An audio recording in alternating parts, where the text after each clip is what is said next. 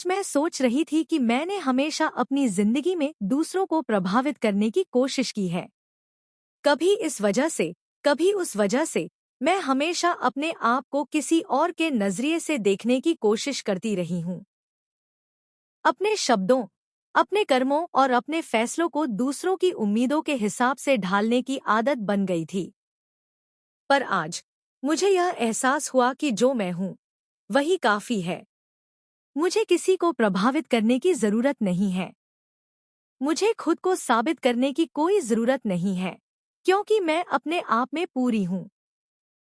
मैं यह कह सकती हूँ कि मैं जो हूँ, वही सबसे अच्छा है।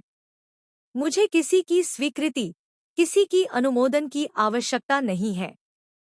मेरी असलियत मेरी ताकत है, और यह मेरे लिए काफी है। कभी-कभी हमें अपनी पहचान और अपनी सच्चाई से डर लगने लगता है, क्योंकि हम सोचते हैं कि क्या होगा अगर लोग हमें पसंद न करें या हमारी राय से सहमत न हों।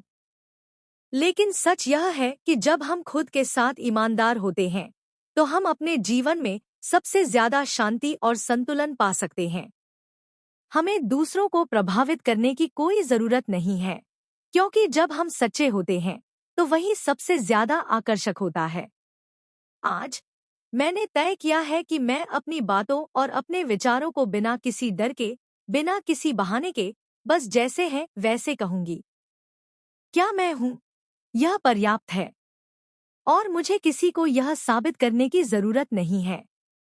जो मैं हूं, वही मेरे लिए सबसे अच्छा है, और यही मेरी असली शक्ति है। इस नए दृष्टिकोण ने मुझे सशक्त बना दिया है। अब मैं जानती हूँ कि अपनी असलियत को अपनाने में कोई शर्म नहीं है। और अगर कोई मुझे सच में समझना चाहता है, तो वह मुझे वैसे ही स्वीकार करेगा, जैसा मैं हूँ। इसलिए आज से मैं खुद को और अपनी असलियत को बिना किसी संकोच के स्वीकार कर रही हूँ। जो मैं हूँ, वही मेरे लिए पर्याप्त है।